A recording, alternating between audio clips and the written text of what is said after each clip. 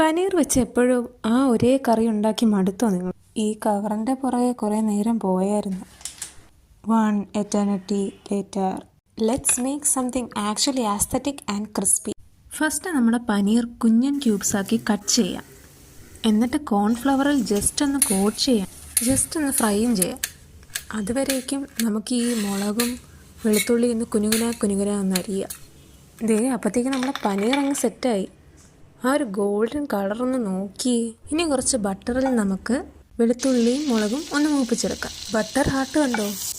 ഇനി കുറച്ച് കളർഫുൾ ആക്കാൻ വേണ്ടി എൻ്റെ ഫ്രിഡ്ജിൽ ഇരുന്ന കുറച്ച് സോയാ സോസും ടൊമാറ്റോ സോസും ചേർത്തു.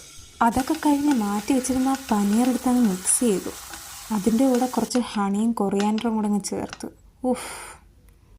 എന്തൊരു ടേസ്റ്റാണെന്ന് അറിയോ? സീരിയസ്ലി ഇഷ്ടപ്പെടുവാണെങ്കിൽ തീർച്ചയായിട്ടും ട്രൈ ചെയ്യണേ.